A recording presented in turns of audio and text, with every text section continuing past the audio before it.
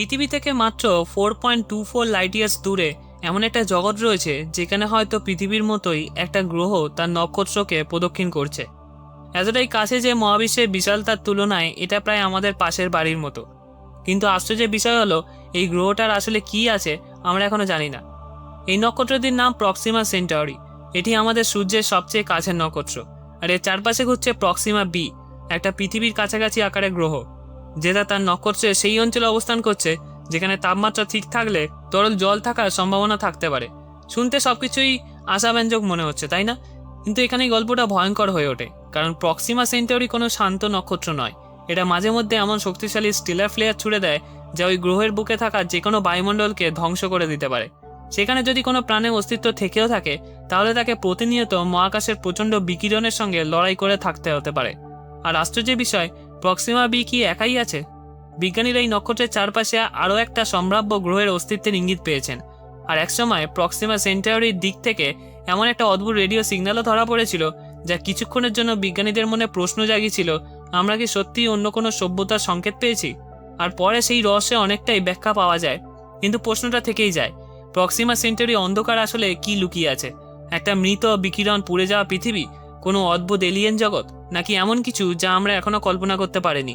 আজ আমরা পৃথিবী থেকে মাত্র 4.24 লাইট ইয়ার্স দূরের সেই রহস্যময় নক্ষত্রমণ্ডলের দিকে তাকাবো আর জানার চেষ্টা করব আমাদের সবচেয়ে কাছের নক্ষত্রের চারপাশে আসলে কি লুকিয়ে আছে। প্রক্সিমা সেন্টাউরি হলো পৃথিবীর সবচেয়ে কাছের পরিচিত নক্ষত্র, যা আমাদের সূর্য থেকে প্রায় 4.24 লাইট ইয়ার্স দূরে অবস্থিত। অর্থাৎ আলো যা প্রতি সেকেন্ডে প্রায় 3 লক্ষ কিলোমিটার গতিতে ছুটে চলে, সেই আলো প্রক্সিমা সেন্টাউরি থেকে পৃথিবীতে পৌঁছাতে প্রায় 4.24 বছর সময় নেয়। এর মানে আমরা আজ রাতে প্রক্সিমা সেন্টাউরিকে যে অবস্থায় দেখছি, আসলে আমরা তাকে দেখছি প্রায় 4 বছর আগের অবস্থায়। প্রক্সিমা সেন্টাউরি একা নয়, এটা আলফা সেন্টাউরি স্টার সিস্টেমের অংশ। এই সিস্টেমে মূলত 3টি নক্ষত্র রয়েছে: আলফা সেন্টাউরি এ, আলফা সেন্টাউরি বি এবং প্রক্সিমা সেন্টাউরি। প্রক্সিমা সেন্টাউরি তাদের মধ্যে সবচেয়ে ছোট এবং সবচেয়ে দূরের সদস্য। মজার ব্যাপার হলো, প্রক্সিমা সেন্টাউরি আমাদের সবচেয়ে কাছের নক্ষত্র হলেও খালি চোখে এটা দেখা যায় না, কারণ এটা অত্যন্ত ক্ষীণ আলো দেয়। প্রক্সিমা সেন্টাউরি আমাদের সূর্যের মতো বিশাল কোনো নক্ষত্র নয়, এটা একটা রেড ডুয়ার্ফ অর্থাৎ লাল বামন নক্ষত্র। এর ভর সূর্যের মাত্র প্রায় 12% এবং এর ব্যাসও সূর্যের তুলনায় অনেক ছোট। সূর্যের ভেতরে যেখানে কোটি কোটি পৃথিবী সম আকারের জায়গা হতে পারে, প্রক্সিমা সেন্টাউরি তার তুলনায় একটা ছোট নক্ষত্র। এর পৃষ্ঠের তাপমাত্রাও সূর্যের তুলনায় অনেক কম। সূর্যের পৃষ্ঠের তাপমাত্রা প্রায় 5500 ডিগ্রি সেলসিয়াস হলেও প্রক্সিমা সেন্টাউরি পৃষ্ঠের তাপমাত্রা আনুমানিক 3000 ডিগ্রি সেলসিয়াসের কাছাকাছি। তাই এটিকে দেখলে সূর্যের মতো হলুদ বা সাদা মনে হবে না। এর আলো মূলত লাল ও ইনফ্রারেড অঞ্চলের দিকে বেশি। সাধারণভাবে আমরা ভাবতে পারি ছোট এবং ঠান্ডা একটা নক্ষত্র হয়তো শান্ত হবে, কিন্তু প্রক্সিমা সেন্টাউরি মোটেই শান্ত নয়। এটা একটা হাইলি অ্যাক্টিভ স্টার।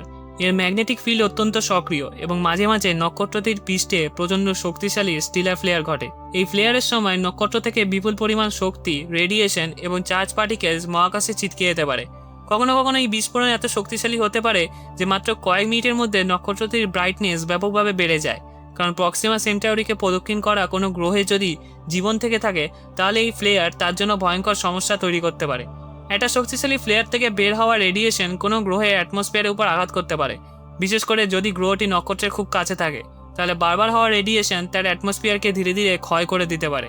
এমনকি কোনো গ্রহের সারফেসে জীবনের জন্য প্রয়োজনীয় পরিবেশ থাকলেও নক্ষত্রের এই ভায়োলেন্ট অ্যাক্টিভিটি সেটাকে বসবাসের জন্য অত্যন্ত কঠিন করে তুলতে পারে। 2016 সালে বিজ্ঞানীরা একটা অসাধারণ আবিষ্কার করেন। তারা প্রক্সিমা সেন্টাউরিকে প্রদক্ষিণ করা একটা গ্রহ খুঁজে পান, প্রক্সিমা সেন্টাউরি বি। এটা পৃথিবীর তুলনায় সামান্য বেশি মাসের একটা রকি প্ল্যানেট বলে মনে করা হয় এবং এটা তার নক্ষত্রকে খুব কাছ থেকে প্রদক্ষিণ করে।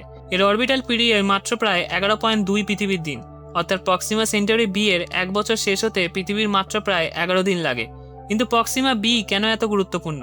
প্রক্সিমা বি তার নক্ষত্রের হ্যাবিটেবল জোনের মধ্যে অবস্থান করে বলে মনে করা হয়। হ্যাবিটেবল জোন হলো একটা নক্ষত্রের চারপাশে সেই অঞ্চল যেখানে উপযুক্ত অ্যাটমসফেরিক কন্ডিশন থাকলে কোনো গ্রহের পৃষ্ঠে তরল জল থাকার সম্ভাবনা থাকতে পারে। আর আমরা জানি পৃথিবী জীবনের জন্য তরল জল অত্যন্ত গুরুত্বপূর্ণ। তাই প্রক্সিমা বি আবিষ্কারের পর থেকেই বিজ্ঞানীরা প্রশ্ন করতে শুরু করেন, এই গ্রহে কি পৃথিবীর মতো কোনো পরিবেশ থাকতে পারে? আরও বড় প্রশ্ন, সেখানে কি কোনো ধরনের জীবন থাকতে পারে? প্রক্সিমা বি তার নক্ষত্রকে মাত্র প্রায় 0.05 অ্যাস্ট্রোনমিক্যাল ইউনিট দূরত্বে প্রদক্ষিণ করে। তুলনা করলে পৃথিবী থেকে সূর্যের গড়ে প্রায় 1 অ্যাস্ট্রোনমিক্যাল ইউনিট দূরে। অর্থাৎ প্রক্সিমা বি তার নক্ষত্রের অনেক বেশি কাছে। কিন্তু এর কারণ হলো প্রক্সিমা সেন্টাউরি সূর্যের তুলনায় অনেক ছোট ও দুর্বল। তাই নক্ষত্রের কাছাকাছি থাকলেও গ্রহটি হ্যাবিটেবল জোনের মধ্যে থাকতে পারে। বিজ্ঞানীরা মনে করে প্রক্সিমা বি সম্ভবত টাইডালি লকড হতে পারে। যদি সত্যি এমন হয় তাহলে গ্রহটির একটা দিক সবসময় প্রক্সিমা সেন্টারির দিকে থাকবে এবং অন্য দিকটা সবসময় বিপরীত দিকে থাকবে। এর ফলে এক পাশে থাকবে প্রায় স্থায়ী দিন, অন্য পাশে প্রায় স্থায়ী রাত। এই পরিস্থিতিতে গ্রহটির একদিকে প্রচণ্ড তাপ এবং অন্যদিকে প্রচণ্ড ঠান্ডা হওয়ার সম্ভাবনা তৈরি হতে পারে। তবে অ্যাটমসফিয়ার যথেষ্ট ঘন হলে বায়ুপ্রবাহ তাপকে এক পাশ থেকে অন্য পাশে সরিয়ে দিতে পারে, ফলে পরিস্থিতি আরও জটিল হতে পারে। পৃথিবীর ম্যাগনেটিক ফিল্ড আমাদের সূর্য থেকে আসা চার্জ পার্টিকেলসের একটা অংশ থেকে সুরক্ষা দেয়।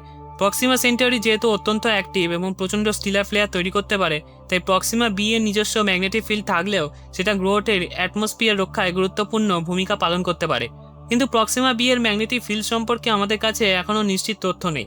প্রক্সিমা বি এর একমাত্র সম্ভাব্য গ্রহ নয়। বিজ্ঞানীরা প্রক্সিমা সেন্টারি সিস্টেমে প্রক্সিমা সি নামে আরেকটা ক্যান্ডিডেট প্ল্যানেটের এভিডেন্স পেয়েছেন।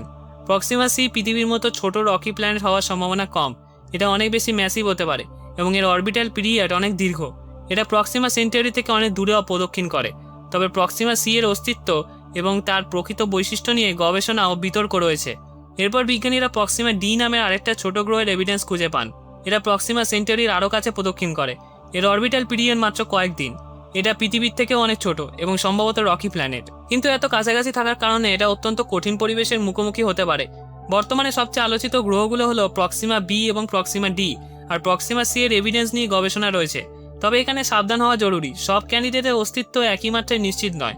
বিশেষ করে প্রক্সিমা সি নিয়ে আরও অবজারভেশন প্রয়োজন, অর্থাৎ আমরা এখনো পুরো সিস্টেমের একটা সম্পূর্ণ মানচিত্র জানি না। প্রক্সিমা বি কে নিয়ে সবচেয়ে বড় প্রশ্নগুলোর একটা হলো এই গ্রহটির আদৌ কোনো অ্যাটমসফিয়ার আছে কিনা। প্রক্সিমা বি এর মিনিমাম মাস পৃথিবীর প্রায় 1.27 গুণ এবং এটা প্রক্সিমা সেন্টারিকে মাত্র প্রায় 11.2 দিনে একবার প্রদক্ষিণ করে। সবচেয়ে গুরুত্বপূর্ণ বিষয় হলো গ্রহটি তার নক্ষত্র থেকে মাত্র 0.0485 AU দূরে, অর্থাৎ পৃথিবী থেকে সূর্য যতটা দূরে তার তুলনায় অবিশ্বাস্য রকম কাছে। তবুও প্রক্সিমা সেন্টারি আমাদের সূর্যের থেকে অনেক ছোট ও ঠান্ডা হওয়ায় প্রক্সিমা বি তার স্টারের হ্যাবিটেবল জোনের মধ্যে অবস্থান করে। কিন্তু এখানে একটা বড় সমস্যা রয়েছে। হ্যাবিটেবল জোনে থাকা মানে কোনো গ্রহ বাসযোগ্য নয়। হ্যাবিটেবল জোন শুধু বলে যে নির্দিষ্ট পরিস্থিতিতে সেখানে লিকুইড ওয়াটার থাকার মতো টেম্পারেচার হতে পারে, কিন্তু তার জন্য অ্যাটমসফিয়ার দরকার। অ্যাটমসফিয়ার না থাকলে তরল জল অবস্থায় স্থায়ীভাবে থাকতে পারবে না, সারফেস প্রেশার থাকবে না এবং মহাকাশের ভয়ঙ্কর রেডিয়েশন থেকে গ্রহের সারফেসে যথেষ্ট প্রোটেকশনও পাবে না। আর এখানে প্রক্সিমা বি এর গল্প ভয়ঙ্কর হয়ে যায়। যদি প্রক্সিমা বি এর অ্যাটমসফিয়ার যথেষ্ট ডেন্স হয় তাহলে অ্যাটমসফিয়ার হিট ট্রান্সপোর্ট করতে পারে।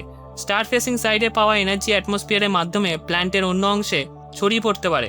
তখন প্ল্যানেটের পুরো ডার্ক সাইড হয়তো ইনস্ট্যান্টেনিয়াসলি বরফে পরিণত হবে না, বরং সবচেয়ে ইন্টারেস্টিং অঞ্চলে হতে পারে ডে সাইড এবং নাইট সাইডের মাঝের বাউন্ডারি রিজিয়ন।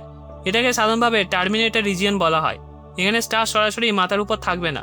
আকাশে হয়তো সবসময় একটা বিশাল রেড স্টারের আলো দেখা যাবে, কিন্তু পৃথিবীর মতো সানরাইজ এবং সানসেটের পরিবর্তে থাকবে এক ধরনের পারপেচুয়াল টুইলাইট।